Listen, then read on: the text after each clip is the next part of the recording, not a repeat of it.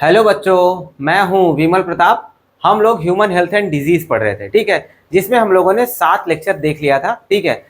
7 lecture देख लिया था हम लोगों ने। और लास्ट लेक्चर में हम लोगों ने देखा था ऑर्गन ट्रांसप्लांटेशन या फिर टिश्यू ग्राफ्टिंग देखा हुआ था, ठीक है। उसके बाद जो है आज हम लोग शुरू करने वाले हैं इम्यूनाइजेशन या फिर कह सकते हैं वैक्सीनेशन एंड इम्यूनाइजेशन। मतलब वैक्सीन की मदद से जो है हम लोग अपने इम्यून सिस्टम को कैसे बिल्ड करते हैं या फिर कैसे बिल्ड कर सकते हैं, अपने इम्यून सिस्टम को कैसे बूस्ट करते हैं with the help of vaccine, other type मतलब डिफरेंट टाइप्स ऑफ वैक्सीन हम लोग कह सकते हैं, ठीक है। तो देखते हैं हम लोग वैक्सीनेशन एंड इम्यूनाइजेशन, ठीक है। वैक्सीनेशन एंड इम्यूनाइजेशन जो है हम लोग आज के लेक्चर में डिस्कस करने वाले हैं, ठीक है। यहाँ पर पेन फेल हो गया,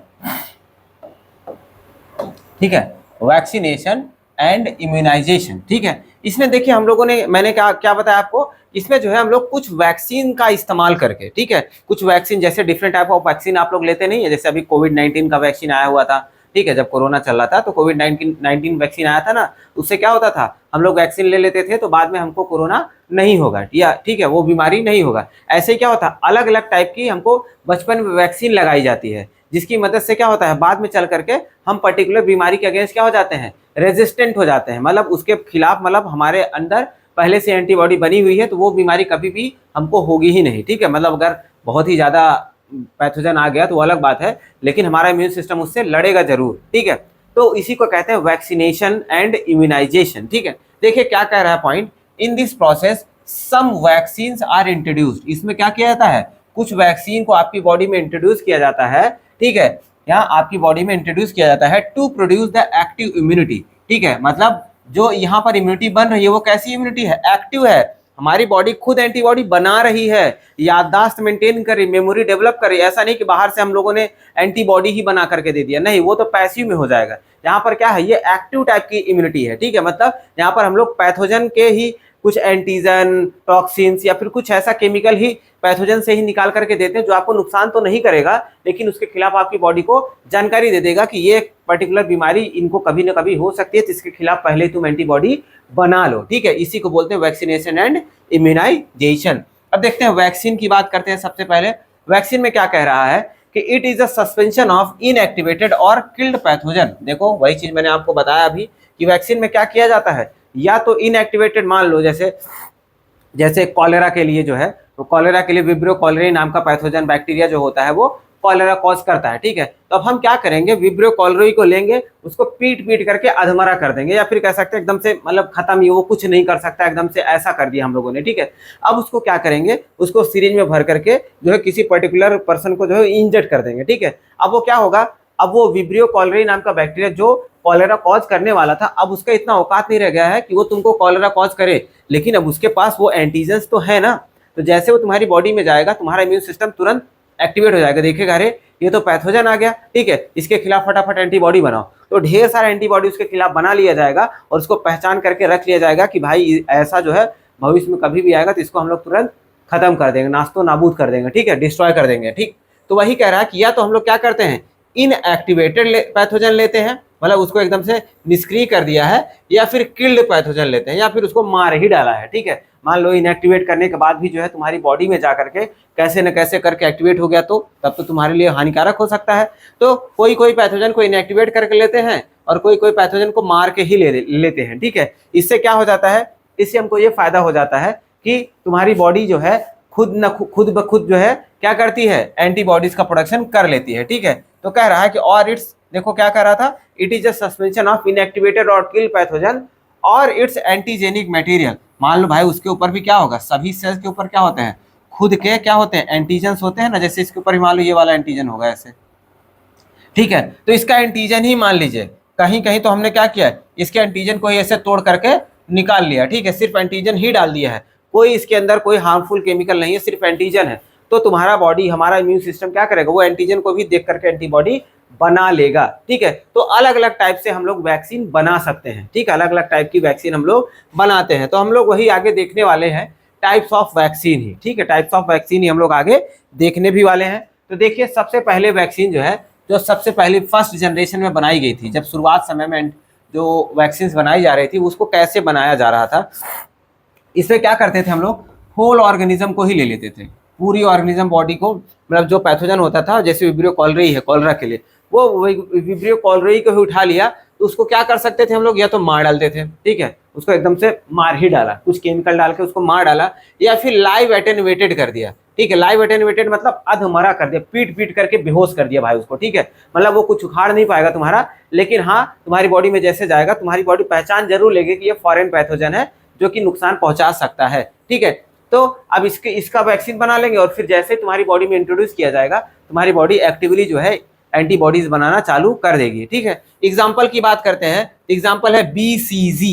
पहला एग्जाम्पल आता है BCG, जिसका फुल फॉर्म होता है बैसिलस कॉलमिटोग्यूरिन। क्या नाम है? बैसिलस कॉलमिटोग्यूरिन नाम का जो है ये वैक्सीन होता है, जो कि टीबी के लिए दिया जाता है, ठीक है। जो ट्यूबरकुलोसिस बीमारी होती है उसके लिए जो है ये वैक्सीन पहले से ही दिया जाता है। नेक्स्ट है OPV, oral polio vaccine. Oral polio vaccine ये किसके लिए दिया जाता है? पोलियो के लिए दिया जाता है, ठीक है। बचपन में आप लोगों ने पिया होगा ना, तो वो ओरली दिया जाता है, यहाँ पर इंजेक्शन नहीं लगाया जा रहा होता है, ठीक है। नेक्स्ट है स्मॉल पॉक्स। स्मॉल पॉक्स के लिए भी क्या होता है? ये वैक्सीन दिया जाता है, ठीक है। ये क्या होता है? फर्स्ट जनरेशन ऑफ वैक्सीन है, उसी टाइम पर बनाई गई थी, ठीक है। तो आपको याद रखना होगा फर्स्ट जनरेशन ऑफ वैक्सीन में कौन कौन है? BCG है, OPV है, स्मॉल पॉक्स की वैक्सीन भी फर्स्ट जनरेशन में ही आती है। इसमें क्या करते हैं हम लोग? किल्ड पैथोजन ले लेते हैं, या फिर लाइव एटेन्युएटेड पैथोजन ले लिया जाता है, ठीक है। अब आगे देखते हैं, सेकेंड जनरेशन आ जाता है, ठीक है। सेकेंड जनरेशन में क्या देख रहे हैं हम लोग? सेकेंड जनरेशन में जो है यहाँ पर भी दो टाइप की है, यहाँ पर दो टाइप की जो है वैक्सीन होती है। एक तो होता है रिकॉम्बिनेंट टाइप का, और दूसरा होता है टॉक्सॉइड। क्या होता है? टॉक्सॉइड। अब देखिए रिकॉम्बिनेंट में क्या होता है। रिकॉम्बिनेंट में क्या होता है कि इसमें क्या करते हैं हम लोग, इसमें मान लीजिए हम लोगों ने पैथोजन का DNA ले लिया है। इसमें क्या करते हैं हम लोग? रिकॉम्बिनेंट में पैथोजन के जो है DNA के कुछ पार्ट को हम लोग ले लेते हैं, ठीक है। और हम लोग जो है, आप लोगों ने अगर प्लाज्मिड का नाम सुना हुआ होगा, ठीक है, प्लाज्मिड का नाम सुना होगा, तो प्लाज्मिड के साथ इसको क्या करते हैं? ऐड कर देते हैं, ठीक है। ऐड कर देते हैं, और फिर इसके बाद जो है हम लोग इसको कल्चर में ग्रो करते हैं। एक ऐसे कल्चर में इसको क्या करेंगे? ग्रो करेंगे, इसको इसमें डाल करके, ठीक है। फिर उसके बाद इसका नंबर ढेर सारा बन जाता है, और फिर इसको क्या करते हैं हम लोग? इंट्रोड्यूस करते हैं into the human body. Human body में इंट्रोड्यूस करके क्या करेंगे? फिर इसके बाद क्या होगा कि जब हम इसको ह्यूमन बॉडी में इंट्रोड्यूस करेंगे, तो हमारी बॉडी क्या करेगी? ये पैथोजन के जीनोम को पहचान करके उसके खिलाफ एंटीबॉडीज का प्रोडक्शन करती है। इसको बोलते हैं रिकॉम्बिनेंट टाइप ऑफ वैक्सीन, ठीक है। रिकॉम्बिनेंट टाइप ऑफ वैक्सीन इसको बोला जाता है। इसको अभी हम लोग आगे डिटेल में देखने वाले हैं, ठीक है। तो सेकेंड जनरेशन में जो है दो टाइप की वैक्सीन बनाई गई थी, एक तो रिकॉम्बिनेंट था, दूसरा टॉक्सॉइड था। अब टॉक्सॉइड में क्या था, इसको समझिएगा। टॉक्सॉइड में क्या था? इसमें क्या करते थे, जो भी मान लीजिए जो भी पैथोजन, या फिर जो भी कह सकते हैं वायरस, बैक्टीरिया, या फिर जो भी पैथोजन है, वो अगर आपकी बॉडी में जा करके कोई ना कोई केमिकल रिलीज करता था, जिसकी वजह से आपकी बॉडी में कुछ न कुछ जो है नुकसान होता था, ठीक है, या फिर आप कह सकते हैं आप बीमार होते थे, तो ऐसे केमिकल को हम लोग क्या कहते हैं? टॉक्सिन्स कहते हैं। क्या कहते हैं? टॉक्सिन्स कहते हैं। तो अब हम लोग क्या करते हैं कि वैसे ऑर्गेनिज्म से जो पैथोजन आपकी बॉडी में टॉक्सिन रिलीज करेंगे, उनकी बॉडी से हम बाहर ही क्या करेंगे? वो टॉक्सिन्स को निकलवा लेंगे, ठीक है। वो टॉक्सिन्स को निकलवा लेंगे। जैसे मान लीजिए, क्या कह सकते हैं हम लोग, जैसे हाँ, जैसे डिप्थीरिया था ना। डिप्थीरिया क्या था? डिप्थीरिया में क्या होता था? आपके गले में जो है वो बीमारी होता था ना, डिप्थीरिया बीमारी के बारे में हम लोगों ने पढ़ा था। गले में क्या करता था? स्यूडो मेम्ब्रेन क्रिएट कर देता था, ठीक है। और उसके बाद क्या होता था? उसके अंदर से टॉक्सिन्स रिलीज करता था, ठीक है। जो मेम्ब्रेन बनाता था उसके अंदर से टॉक्सिन्स रिलीज करता था। तो यहाँ पर क्या किया हम लोगों ने? वो टॉक्सिन को बाहर निकाल लिया, पहले ही वो पैथोजन से टॉक्सिन बाहर निकाल लिया, फिर उसको क्या कर दिया हम लोगों ने? इनएक्टिवेट कर दिया, ठीक है। उसको कह सकते हैं उसके प्रभाव को खत्म कर दिया है, ठीक है। उसके प्रभाव को खत्म कर दिया है। अब उसको क्या बोला जाने लगा है? टॉक्सॉइड बोला जाने लगा है। जब उसके प्रभाव को, टॉक्सिन के प्रभाव को खत्म कर दिया हम लोगों ने बाहर ही, उसको टॉक्साइड बोलते हैं। और फिर अब उसी के वैक्सीन को बना करके हम लोग क्या करते हैं? उसी का वैक्सीन बना लेते हैं, और फिर किसी हेल्दी पर्सन के अंदर इंट्रोड्यूस करते हैं। और वो क्या करेगा? उसके खिलाफ एंटीबॉडी पहले से ही बना लेगा। जब वो पैथोजन आपकी बॉडी में जाएगा तो उसको क्या करेगा? न्यूट्रलाइज कर देगा, ठीक है। ये टॉक्सॉइड वाला जो है, यहाँ पर 3 एग्जाम्पल दिया गया है।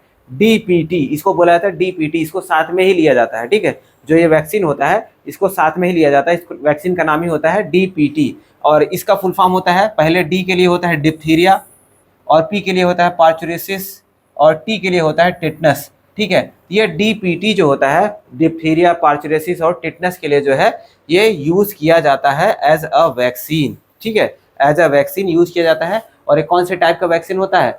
टॉक्साइड टाइप का वैक्सीन होता है। और रिकॉम्बिनेंट की बात करते हैं तो ये हेपेटाइटिस बी के लिए बनाया गया था।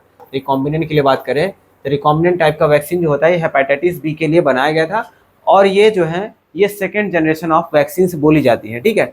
तो यहाँ पर जो रिकॉम्बिनेंट टाइप का जो वैक्सीन हो रहा है ना, ये सेकेंड जनरेशन में जो है, भले उस टाइम पर बनाया गया था तो सेकेंड जनरेशन रख दिया गया था, लेकिन ये फर्दर और ज़्यादा इवॉल्व हुआ, ठीक है। मतलब इससे जो है हम लोग बहुत सारी टाइप के अलग अलग टाइप के वैक्सीन बना सकते थे। तो इसको जो है बाद में उठा करके थर्ड जनरेशन में रख दिया गया, ठीक है। इसको बाद में उठा करके थर्ड जनरेशन में रख दिया गया, ठीक है। अलग से ही अलग जनरेशन में ही रख दिया गया, क्योंकि ये सबसे एडवांस टाइप की वैक्सीन होती थी, ठीक है। इसमें इसको ये थर्ड जनरेशन में लोग इसको रख दिए और इसको क्या बोलते थे? डीएनए वैक्सीन बोलने लगे, ठीक, क्या बोलने लगे? डीएनए वैक्सीन, क्योंकि इसमें क्या करते थे?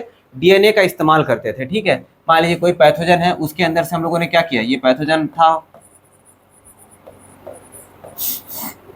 पैथोजन के अंदर से हम लोगों ने क्या किया है? डिजायर्ड जीन को निकाल लिया है, ठीक है। तो अब इसी वजह से हम लोग इसको क्या बोलते हैं? रिकॉम्बिनेंट डीएनए वैक्सीन बोला जाता है। रिकॉम्बिनेंट का मतलब क्या होता है? कोई एक नया कॉम्बिनेशन बना देना। मान लो ये जीन जहां पर भी रहा होगा इसका अलग कॉम्बिनेशन रहा होगा, ठीक है, इसका अलग डीएनए रहा होगा, लेकिन इसमें से हम लोगों ने कुछ पार्ट को कट करके अलग कर लिया, ठीक है, कुछ पार्ट को अलग कर लिया कट करके। और एक प्लाज्मिड होता है। प्लाज्मिड अगर आपको बताऊं मैं, आप लोगों ने पढ़ा है या नहीं पढ़ा है मुझे याद नहीं है। प्लाज्मिड क्या होता है? ये बैक्टीरिया के अंदर पाया जाने वाला एक्स्ट्रा क्रोमोसोमल मटेरियल होता है, ठीक है। बैक्टीरिया के अंदर पाया जाता है एक्स्ट्रा क्रोमोसोमल मटेरियल होता है। ये सेल्फ रेप्लिकेटिंग होता है, ऑटोनॉमस होता है, ठीक है। ये बैक्टीरिया का खुद का डीएनए अलग होगा, लेकिन बैक्टीरिया के डीएनए के साथ में जो है ये एक्स्ट्रा डीएनए प्रेजेंट होता है बैक्टीरिया के अंदर, ठीक है। तो अब हम ये प्लाज्मिड जो होता है ये सेल्फ रेप्लिकेटिंग होता है, मतलब ऑटोनॉमस से खुद से ही डिवाइड कर सकता है कितना बार भी चाहे, ठीक है। तो अब हम लोग कितना पैथोजन पकड़ पकड़ के उसका जीन बार बार निकालते रहेंगे? तो क्या करते हैं हम लोग? एक ही पैथोजन पकड़ के उसका एक जीन निकाल करके ये प्लाज्मिड के अंदर कट करके डाल देते हैं। बायोटेक्नोलॉजी चैप्टर में आप लोग इसको और अच्छे से डिटेल में पढ़ेंगे, ठीक है। तो वहाँ प्लाज्मिड में इसको प्लाज्मिड के साथ में इसको ऐड कर देते हैं और फिर ये क्या करेगा? प्लाज्मिड जो है जब जब मल्टीप्लाई करेगा, जब जब डिवाइड करेगा, तो हमारा ये क्या करेगा? जो पैथोजन का जो पार्ट ऑफ जीन है वो भी क्या करेगा? बार बार मल्टीप्लाई करता जाएगा और नंबर बढ़ता जाएगा, ठीक है। और हमको बार बार नया पैथोजन खोजने की जरूरत नहीं है, वो सेम जीन हमको ये प्लाज्मिड ही मल्टीप्लाई करके दे देगा ढेर सारे, ठीक है। तो ये देखो हमने क्या किया? इन दोनों को ऐड कर दिया, ऐड करके क्या बना दिया? ये एक प्रकार का कह सकते हैं वेक्टर बन गया। क्या बन गया? वेक्टर बन गया। और वेक्टर को हमने क्या किया? ईस्ट में डाल दिया है। ईस्ट क्या होता है? ईस्ट एक प्रकार का कह सकते हैं ये फंगाई होता है, ठीक है। ईस्ट के अंदर डाल दिया। अब इसको क्या करेंगे? कल्चर करेंगे यूनिसेलुलर, ये यूनिसेलुलर होता है, ठीक है। अब इसको कल्चर करेंगे तो ये ग्रो करेगा, मल्टीप्लाई करेगा ढेर सारा, ठीक है। मल्टीप्लाई करेगा तो क्या करेगा? ये ढेर सारा इससे जो जीनोम आया हुआ था उससे क्या करेगा? ये ढेर सारा प्रोटीन बनाएगा और उसी प्रोटीन से क्या करेंगे हम लोग? उसी प्रोटीन से हम लोग वैक्सीन बना लेंगे, ठीक है। एग्जाम्पल क्या है हमारा? हेपेटाइटिस बी का एग्जाम्पल है, ठीक है, जो पीछे भी देखा था हम लोगों ने, ठीक है। ये तो हो गया टाइप्स ऑफ वैक्सीन। क्या हो गया? टाइप्स ऑफ वैक्सीन हो गया, ठीक है। अब हम लोग आगे देखने वाले हैं एलर्जीज के बारे में। क्या देखने वाले हैं? एलर्जीज के बारे में देखने वाले हैं कि एलर्जी क्या होती है और एलर्जी कैसे होती है और कौन कौन सी टाइप की एलर्जी हो सकती है। अब देखो एलर्जी क्या होता है। अगर सबसे पहली बात हम लोग एलर्जी मैं अगर आपको समझाना चाहूँ एलर्जी क्या है। एलर्जी और कुछ भी नहीं है, सिंपली अगर बोला जाए तो हमारे इम्यून सिस्टम का जो है एग्जैजरेटेड रिस्पॉन्स होता है। एग्जैजरेटेड मतलब नॉर्मल रिस्पॉन्स। मान लीजिए कोई चीज हुआ, मान लो आपको कांटा लगा, ठीक है, यहाँ पर कांटा लगा तो वहाँ पर क्या होगा? थोड़ा सा दर्द होगा, आपने उसको ऐसा थोड़ा सा मतलब कुछ भी ऐसा थोड़ा सा खुजली कर दिया, फिर कुछ एंटीसेप्टिक लगा दिया, हो गया, बात खत्म हो गया, ठीक है। लेकिन ये तो नॉर्मल केस में होता है। लेकिन मान लो कोई पर्सन है जिसको कांटा लगा तो वहां पर पूरा स्वेलिंग हो गया है, एकदम लाल हो गया, पूरा स्वेलिंग हो गया है, ठीक है, पूरा हाथ ही पूरा लाल हो जा रहा है। तो इस केस को हम लोग क्या बोलेंगे? ये जो है एक प्रकार का एलर्जी हो गया, स्किन एलर्जी हो गया कि कोई भी चीज अगर स्किन से टच कर रही है फॉरेन ऑब्जेक्ट तो उससे क्या हो रहा है? पूरा स्किन में क्या हो जा रहा है? पूरा स्किन में इन्फ्लेमेशन हो जा रहा है। इसको बोलते हैं हम लोग स्किन एलर्जी, ठीक है, इसको हम लोग स्किन एलर्जी बोल देंगे, ठीक है। तो वही चीज यहाँ पर बताया जा रहा है। ये तो हमने स्किन को लेकर के बताया। ऐसे ही मान लीजिए मतलब पॉलन ग्रेन वगैरह सांस लेते टाइम आपके नाक के अंदर चला जाए या गले में चला जाए, या फिर आप लोग जैसे कोई होता है दूध दही से एलर्जी होती है, उसको दूध दही खा ले तो उसको दिक्कत हो जाए, कोई दूसरे फलों से एलर्जिक होता है, मतलब ऐसे अलग अलग पर्सन अलग अलग चीज़ों से एलर्जिक होते हैं। तो डिपेंड करता है पर्सन टू पर्सन, ठीक है। तो वही कह रहा है कि एग्जैजरेटेड रिस्पॉन्स, मतलब बढ़ा चढ़ा के जो हमारा इम्यून सिस्टम नॉर्मली रिस्पॉन्ड करता है वो तो ठीक है, चलो पैथोजन आया उसके खिलाफ एंटीबॉडी बनाया, थोड़ा सा इन्फ्लेमेशन हुआ, ठीक है, कोई दिक्कत वाली बात नहीं। लेकिन इतना तुम इम्यून सिस्टम का इतना रिस्पॉन्स तुम बढ़ा चढ़ा के दिखा दो कि उस चक्कर में जो है आदमी ही पैरालाइज हो जाए, आदमी का नुकसान होने लगे, तब तो भाई ये अच्छी बात थोड़ी है, ये तो गलत बात है ना। तो इसी को बोलते हैं हम लोग एलर्जी। तो exaggerated response of immunity for any substance, किसी सब्सटेंस के लिए जो है हमारे इम्यून सिस्टम का जो है एग्जैजरेटेड रिस्पॉन्स आ जाता है, उसको हम लोग क्या बोलते हैं, उसको हम लोग एलर्जी बोल देते हैं, ठीक है। अब ये सब्सटेंस के बारे में बता रहा है कि these substance are called the allergens, ऐसे सब्सटेंस को क्या बोलते हैं, एलर्जेंस बोलते हैं।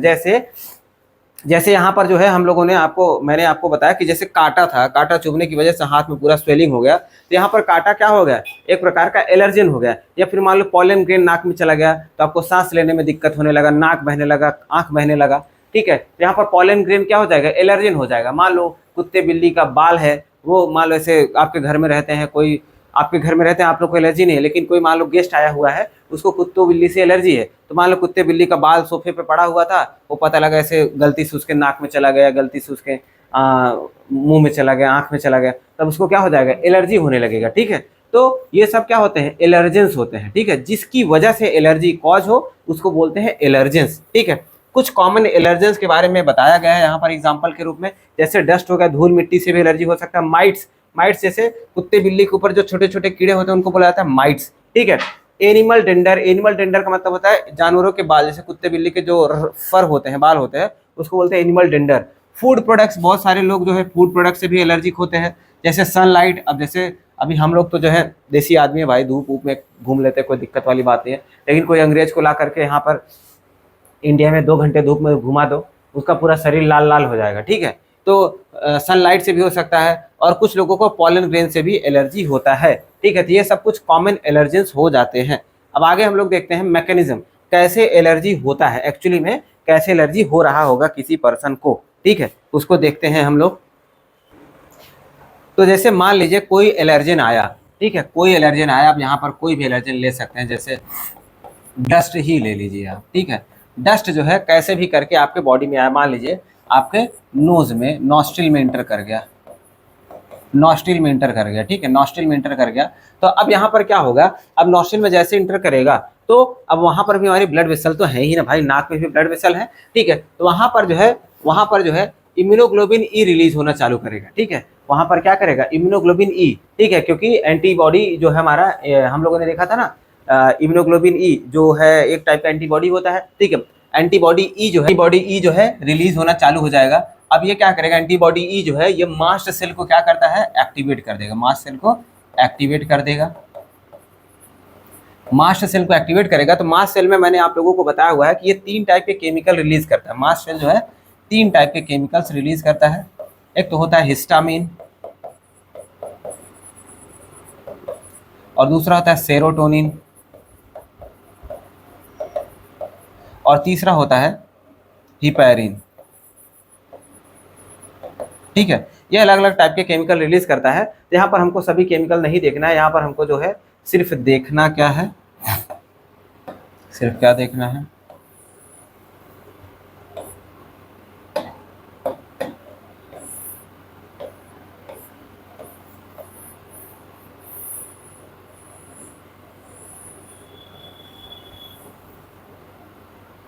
यहाँ पर हमको यही देखना है, हिस्टामिन के बारे में ही देखना है, ठीक है। तो ये एक्टिवेट हो गया भाई, इम्यूनोग्लोबिन ई ने या फिर एंटीबॉडी ई ने क्या कर दिया, एक्टिवेट कर दिया, किसको, हिस्टामिन को एक्टिवेट कर दिया, ठीक है। हिस्टामिन केमिकल रिलीज होना, सॉरी मास्ट सेल को एक्टिवेट किया, हिस्टामिन केमिकल रिलीज होना चालू हो गया।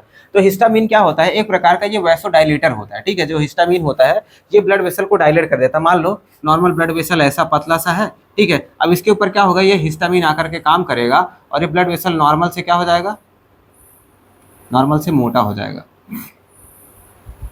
ऐसे हो जाएगा, डायलेट हो जाएगा, ठीक है।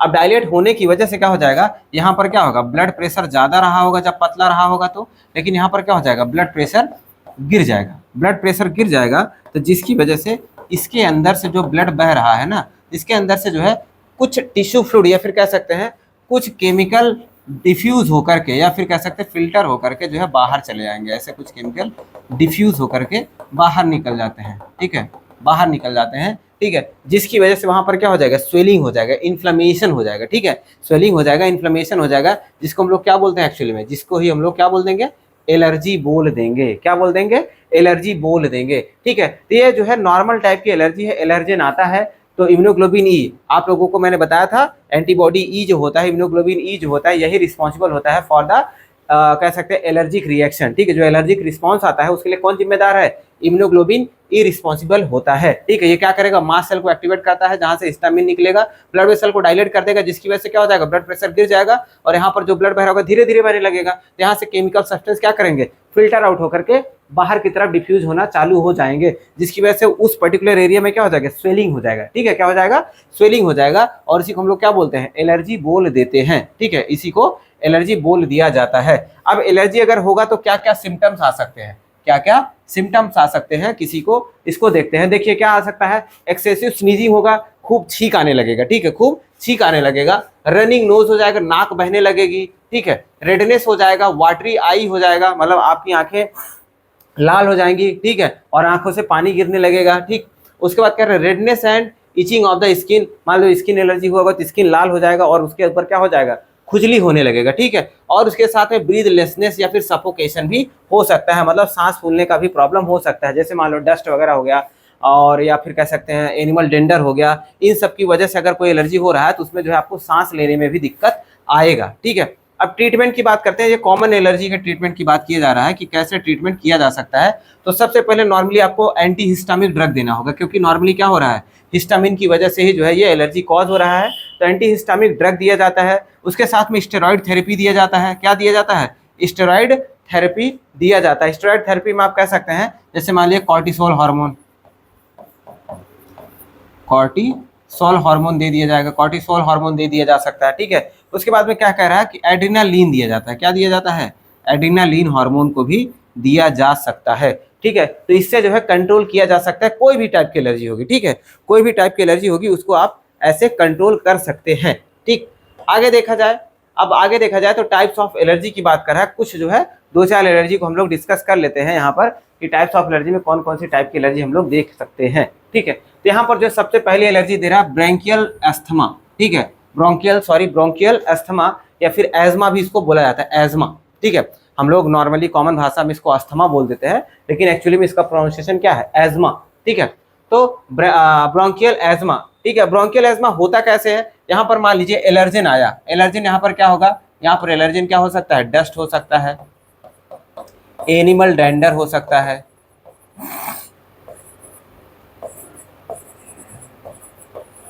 ठीक है, पॉलन हो सकता है, ठीक है। ये सारी चीजें जो है यहाँ पर जो है एज कह सकते हैं एलर्जन काम कर सकती हैं, ठीक है। अब ये इंटर कहाँ करेंगी, रेस्पिरेटरी ट्रैक्ट में इंटर करेंगी, जहां से क्या हो जाएगा, एंटीबॉडी ई या फिर इम्यूनोग्लोबिन ई एक्टिवेट हो जाएगा, ठीक है। अब ये क्या करेगा, ये ब्लड वेसल को डायलेट कर देगा, क्या करेगा, ब्लड वेसल्स को डायलेट कर देगा, या फिर जो भी नियरली वेसल्स प्रेजेंट होंगी, ब्लड वेसल जो भी चीजें प्रेजेंट होगी वहां पर उनको डायलेट कर देगा, जिसकी वजह से क्या हो जाएगा, इन्फ्लामेशन ऑफ म्यूकस मेम्ब्रेन जो होगी उसके ऊपर क्या हो जाएगा, ढेर सारा वाटर भर जाएगा, ठीक है। मतलब जो ब्लड वेसल होगा, जब ये डायलेट हुआ, मान लो ऐसे था ब्लड वेसल, अभी ये डायलेट हो गया है, तो मान लो यहाँ पर ये म्यूकस मेम्ब्रेन ऐसे रही होगी, यहाँ पर ऐसे म्यूकस मेम्ब्रेन ऐसे रही होगी, अब यहाँ से लिक्विड रिलीज हो रहा है बार बार, अब म्यूकस मेम्ब्रेन के ऊपर क्या होगा, प्रेशर पड़ेगा तो म्यूकस मेम्ब्रेन क्या हो जाएगा, फूल जाएगा एकदम, ठीक है, म्यूकस मेम्ब्रेन फूल जाएगा, जिसकी वजह से प्रेशर पड़ने की वजह से यहाँ पर क्या होगा, ढेर सारा म्यूकस रिलीज होना चालू हो जाएगा, कहाँ पर,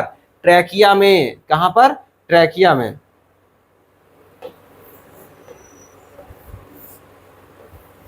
ठीक है। यहाँ पर ट्रैकिया में क्या होगा, ढेर सारा म्यूकस रिलीज होना चालू हो जाएगा, जिसकी वजह से हमारा ट्रैकिया क्या हो जाएगा, जाम हो जाएगा, जिसकी वजह से ट्रैकिया हमारा जाम हो जाएगा, ठीक है। तो एक्सेस म्यूकस डिस्चार्ज होगा, ठीक है, जिसकी वजह से क्या हो जाएगा, blockage of the bronchi and bronchioles, तो ट्रैकिया के मतलब ट्रैकिया का ही फर्दर पार्ट होता है ब्रोंकाई एंड ब्रोंक्यूल, तो वो सब, ट्रैकिया तो चलो फिर भी मोटा है, ठीक है, लेकिन ब्रोंकाई और ब्रोंक्यूल क्या होते हैं, पतले होते हैं, जिसकी वजह से वहां पर म्यूकस का डिपोजिशन होने की वजह से वो ब्लॉक होने लगेगा। तो जब ऑब्वियस बात है, जब ब्लॉक हो जाएगा भाई, ब्रोंकाई और ब्रोंक्यूल्स ही ब्लॉक हो जाएगा, तो सांस कहाँ से लोगे तुम, हाँ, सांस कहाँ से ही लोगे, ठीक है। तो क्या होता है, डिस्निया होने लगता है हमको, ठीक है, क्या होने लगता है, डिस्निया होता है, कफिंग होता है और वीजिंग होता है। डिस्निया मतलब यहाँ पर क्या है, सांस लेने में दिक्कत होने लगेगा। क्या होगा, सांस लेने में दिक्कत, मतलब इसको कह सकते हैं सफोकेशन। डिस्निया मतलब यहाँ पर क्या है, सफोकेशन।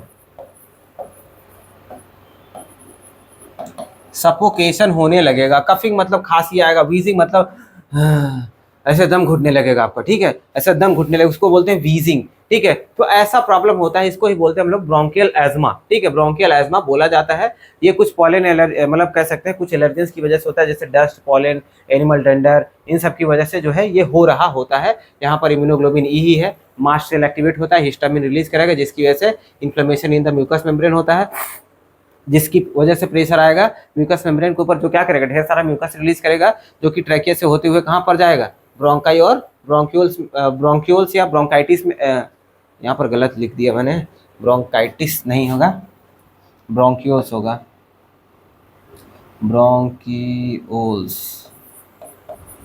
ठीक है। ब्रोंकाई एंड ब्रोंक्यूल्स को क्या करेगा, ब्लॉक कर देगा, जिसकी वजह से डिस्निया, कफिंग, वीजिंग होगा। और डिस्निया को हम लोग क्या बोलते हैं, सफोकेशन बोल सकते हैं, ठीक है। ट्रीटमेंट की बात करते हैं तो यहाँ पर ब्रोंको डायलेटर दिया जाता है। वो फुसफुस नहीं आता है, जिसको हम लोग ऐसा मुंह में डाल करके इनहेल करते हैं, ठीक है। तो वो क्या करेगा, आपके ब्रोंकाई को क्या करेगा, और डायलेट कर देगा, ताकि म्यूकस क्या हो जाए, पास हो सके, ठीक है, जिससे आप सांस लेने में आपको आसानी होगा। एंटी हिस्टामिक ड्रग दिया जाएगा, ताकि हिस्टामिन क्या हो जाए, कम हो जाए, और उसके साथ में स्टेरॉइडल थेरेपी दिया जाएगा, ठीक है, ताकि क्या किया जा सके, आपके जो एलर्जिक रिएक्शन उसको रिवर्स किया जा सके, ठीक है। ये सब जो है कुछ ट्रीटमेंट दिया जा सकता है।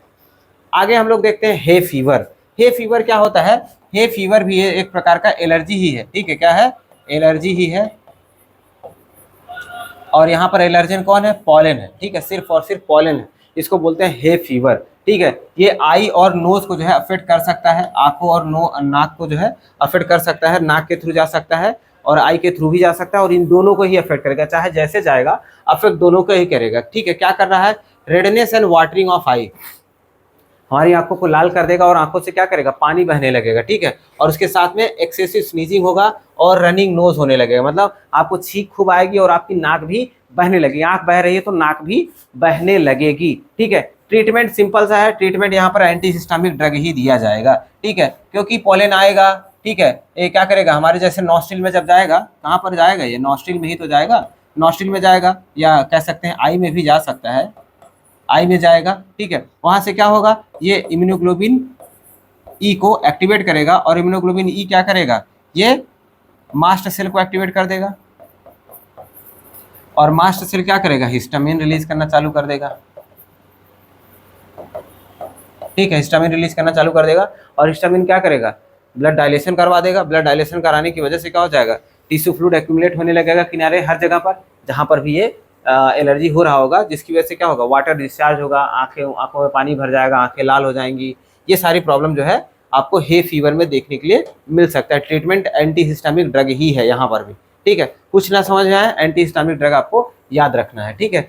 नेक्स्ट है एनाफिलिप्टिक शॉक। क्या है, एनाफिलिप्टिक शॉक,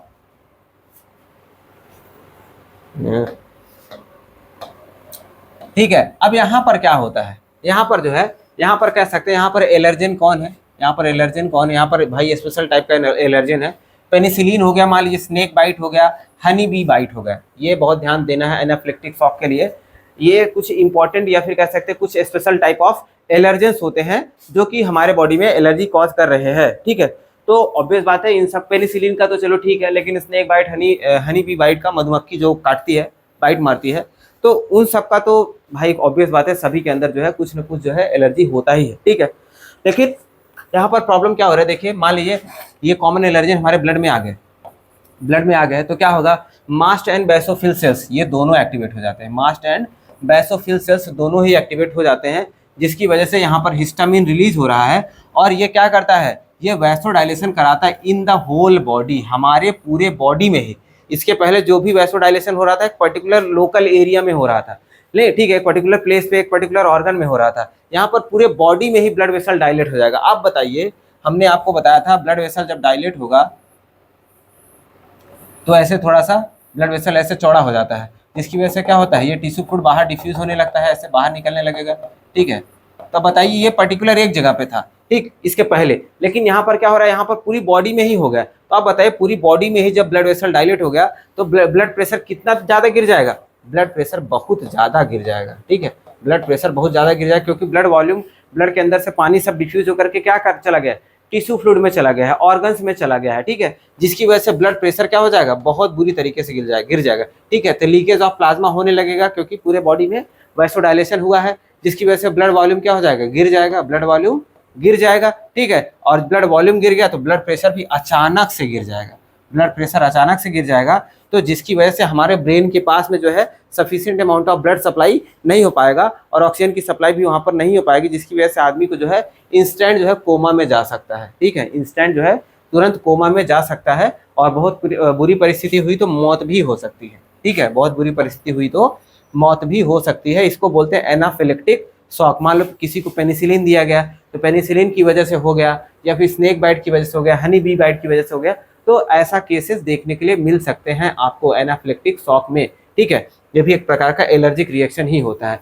ट्रीटमेंट की बात करते हैं तो ट्रीटमेंट में एड्रेनालिन दिया जाता है। ठीक है, एड्रेनालिन दिया जाता है ताकि जो है वापस से ब्लड प्रेशर को मेंटेन किया जा सके, और फास्ट आईवी फ्लूइड दिया जाता है। फास्ट आईवी फ्लूइड मतलब इंट्रावेनस फ्लूइड, तुरंत पानी चढ़ा दिया जाता है ताकि ब्लड वॉल्यूम वापस से मेंटेन हो सके। ठीक है, वापस से मेंटेन हो सके, और स्टेरॉइड थेरेपी दिया जाएगा, भाई कॉर्टिसोल वगैरह दिया जाएगा। ठीक है, ये सब जो होते हैं यहाँ पर इसके ट्रीटमेंट हो जाते हैं फॉर द एनाफिलेक्टिक शॉक। ठीक, आगे देखते हैं एक नोट पॉइंट हमको क्या बता रहा है। नोट पॉइंट हमको बता रहा है कि स्नेक बाइट के केसेस में, जब स्नेक बाइट होता है तो उस टाइम पर चलो आईवी वगैरह तो तुम लगा रहे हो, वो सब चीज़ें ठीक है।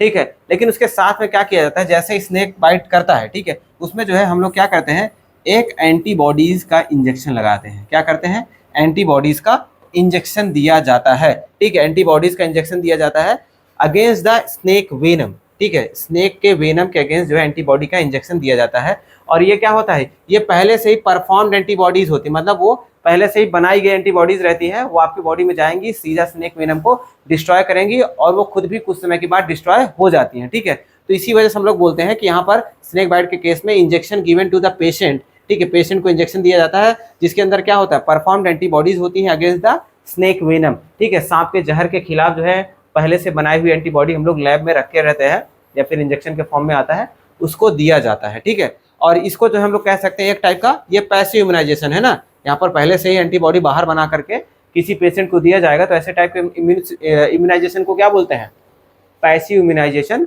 बोला जाता है। ठीक है, आगे देखते हैं ऑटो इम्यूनिटी। हम लोगों ने वैक्सीनेशन एंड इम्यूनाइजेशन देखा, अब आगे हम लोग देखने वाले हैं ऑटो इम्यूनिटी।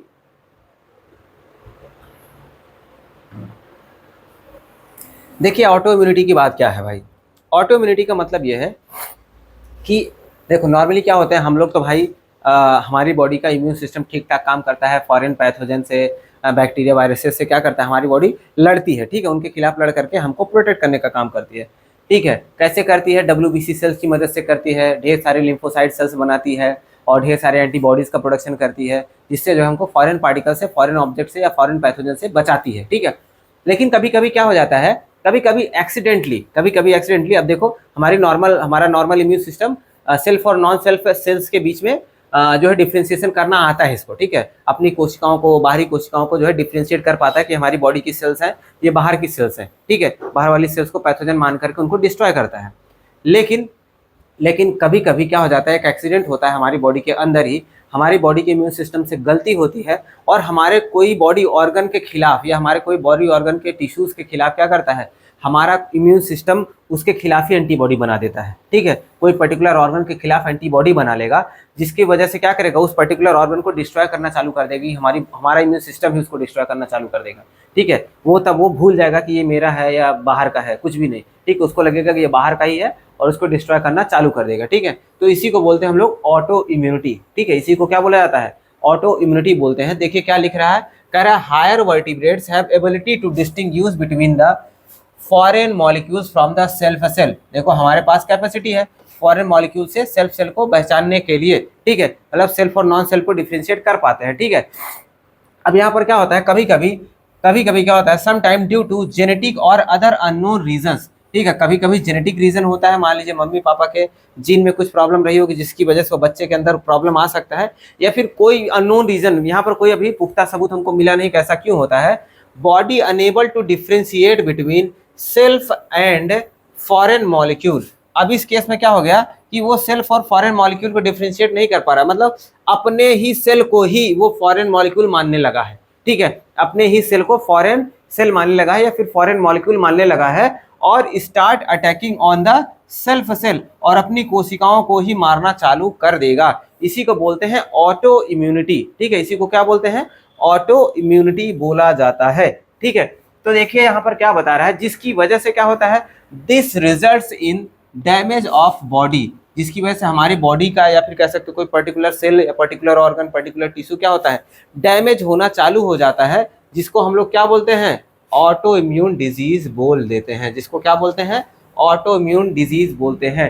मतलब जब खुद का ही इम्यून सिस्टम खुद के ही सेल को जो है मारना चालू कर दे, तो ऐसे केस में को हम लोग क्या बोलते हैं, ऑटो इम्यून डिजीज बोलते हैं या फिर ऑटो इम्यूनिटी बोला जाता है, ठीक है। एग्जाम्पल कुछ बीमारियां बताई गई हैं ऑटो इम्यूनिटी की, ठीक है, जैसे रिमेटाइड अर्थराइटिस है, रिमेटाइड अर्थराइटिस है, माइस्थीनिया ग्रेविस है, और परनीशियस अनीमिया है, हास्टिमाटो डिजीज है, ठीक है, हास्टिमाटो डिजीज है, ठीक है। ये सब कुछ बीमारियां हैं, जैसे फिर से मैं एक बार रीड कर देता हूँ, रिमेटाइड अर्थराइटिस है, माइस्थीनिया ग्रेविस है, परनीशियस अनीमिया है, और हास्टिमाटो डिजीज है, ठीक है। ये कुछ बीमारियां हैं जो कि ऑटो इम्यून डिजीज होती हैं, मतलब हमारी ऑटो इम्यून के मतलब हमारे इम्यून सिस्टम के फेलियर की वजह से हमारी बॉडी में होती है, ठीक है। तो एक एग्जांपल को जो हम लोग यहाँ पर डिस्कस करेंगे, ठीक है, रिमेटाइड अर्थराइटिस को डिस्कस करेंगे, जिसके बाद जो है आपको ये क्लियर हो जाएगा कि कैसे जो है ये काम करता है, ठीक है।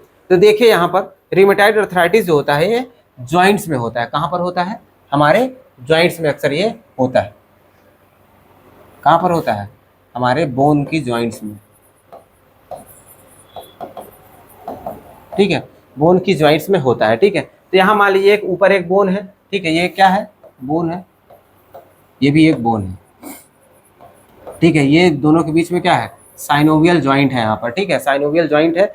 11th में आप लोगों ने पढ़ा होगा, मैंने साइनोवियल जॉइंट के बारे में पढ़ा है। साइनोवियल मेम्ब्रेन होता है, उसके ऊपर बीच में फ्लूइड भरा होता है, साइनोवियल फ्लूइड, जिसकी वजह से उसके अंदर क्या होता है, मोशन हो पाता है, ठीक है, प्रॉपर तरीके से मोशन होता है। जैसे हमारे यहाँ घुटने में है, ये कोहनी में है, पैर के घुटने में होता है, ये सब क्या है, साइनोवियल जॉइंट ही होते हैं, ठीक है। तो यहाँ पर देखिए क्या हो रहा है, क्या बता रहा है कि ये साइनोवियल मेम्ब्रेन जो होता है ये साइनोवियल फ्लूइड रिलीज करता है, नॉर्मल केस में बात हो रही है, synovial membrane synovial fluid release करता है, जिसकी वजह से हमारा जो है जो भी जॉइंट का मूवमेंट होता है वो आसानी से हो पाता है, ठीक है, वो आसानी से हो पाता है। लेकिन क्या होता है कि हमारा इम्यून सिस्टम पता नहीं क्यों पागल हो जाता है, और ये क्या करेगा, हमारा इम्यून सिस्टम पागल हो जाएगा और ये साइनोवियल मेम्ब्रेन के खिलाफ ही क्या करेगा, एंटीबॉडी बनाना चालू कर देगा। क्या करेगा, हमारे साइनोवियल मेम्ब्रेन के अगेंस्ट ही क्या करेगा, ये एंटीबॉडी बनाना चालू कर देगा, ठीक है। ए भी मतलब है antibodies against the membrane, synovial membrane के अगेंस्ट एंटीबॉडी बनाना चालू करेगा, जिसकी वजह से साइनोवियल मेम्ब्रेन क्या हो जाएगी, डिसइंटीग्रेट होने लगेगी। क्या होगी, डिसइंटीग्रेट या फिर डैमेज होने लगेगी। अब डैमेज होने लगेगी तो साइनोवियल फ्लूइड रिलीज कर पाएगी क्या, साइनोवियल फ्लूइड भी रिलीज नहीं कर पाएगी। तो जो फ्लूइड अंदर रहा होगा पहले से ही, वो फ्लूइड क्या होता है, वो फ्लूइड जो है क्रिस्टलाइज होने लगता है, ठीक है, क्या होने लगता है, क्रिस्टलाइज होने लगता है, क्रिस्टलाइज, सॉरी, वो फ्लूइड क्या होने लगेगा, क्रिस्टलाइज होने लगेगा, ठीक है। क्योंकि नया फ्लूइड बन नहीं रहा है, जो पुराना है वहीं पे कितना दिन तक काम करेंगे, वो धीरे धीरे सूखने लगता है, ठीक है, सूखने लगेगा तो क्रिस्टलाइज होने लगता है, तो क्रिस्टल के फॉर्म में वो डिपोजिट हो जाता है, यहीं पर क्रिस्टल के फॉर्म में डिपोजिट हो जाता है, जिसको हम लोग बोलते हैं पैनस। क्या बोलते हैं, पैनस बोलते हैं, ठीक है। ये कैसा होता है, हार्ड क्रिस्टल होता है, ठीक, हार्ड क्रिस्टल होता है, ठीक है। ऐसा किस वजह से हुआ, क्योंकि साइनोवियल मेम्ब्रेन के खिलाफ क्या हो गया, एंटीबॉडी बन गई, जिसकी वजह से साइनोवियल मेम्ब्रेन डैमेज होने लगा और वो साइनोवियल फ्लूइड का सिक्रीशन नहीं कर रहा है, जो पहले से साइनोवियल फ्लूइड था वो क्रिस्टलाइज होने लगता है और क्या बना लेता है, पैनस बना लेता है, ठीक है। जिसकी वजह से जो भी ज्वाइंट हमारा पहले मूवमेंट हो रहा था वो अब सही से मूवमेंट नहीं हो पाएगा, एकदम जाम हो जाएगा और बहुत ही ज़्यादा दर्दनाक जो है ये बीमारी होती है, मतलब उठने बैठने में बहुत तकलीफ होता है, ठीक है। तो देखो इसी को क्या बोलते हैं हम लोग, रिमेटाइड फैक्टर, जो एंटीबॉडी बना हुआ है ना उसको बोलते हैं हम लोग रिमेटाइड फैक्टर, ठीक है। जब एंटीबॉडी बन जाएगा तो जो मैंने समझा दिया वही यहाँ पर लिखा हुआ है, ठीक है। Inflammation of the synovial membrane, synovial membrane में क्या होगा, इन्फ्लेमेशन होगा, वो डैमेज होना चालू हो जाएगा, ठीक है। Thickness of the synovial membrane, synovial membrane क्या हो जाएगा, मोटा होने लगेगा, ठीक है। Degeneration of the synovial membrane, जिसकी वजह से साइनोवियल मेम्ब्रेन टूटने लगेगा, मोटा हो जाएगा, हार्ड हो जाएगा, तो मोड़ने उड़ने से हाथ पैर मोड़ने उड़ने से क्या हो जाएगा, वो टूटने लगेगा, ठीक है।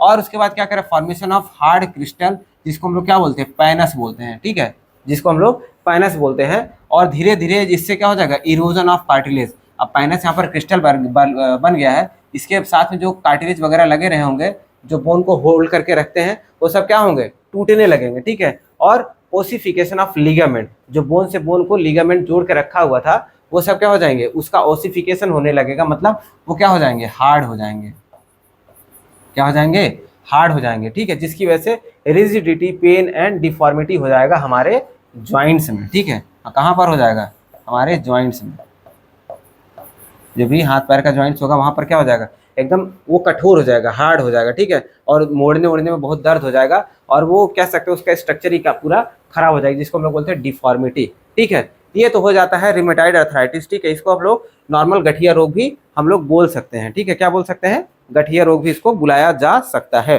ठीक है।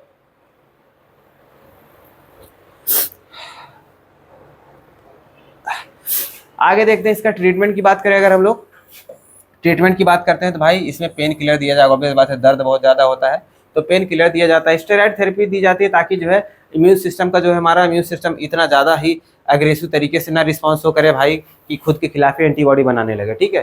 तो स्टेरॉइड थेरेपी दिया जाता है। फिजियोथेरेपी भी दिया जाता है भाई, उसका मालिश वालिश करना, कुछ ऑयलिंग वॉइलिंग करना, ये सारी चीज़ें फिजियोथेरेपी भी दी जाती है, ठीक है। और लास्ट में अगर ठीक नहीं हो पाता है तो जॉइंट रिप्लेसमेंट की थेरेपी भी दी जाती है। तो बोला जाता है मतलब भाई पूरा घुटने का ही ट्रांसप्लांटेशन कर दो, आर्टिफिशियल घुटना लगा दो उसमें, ठीक है।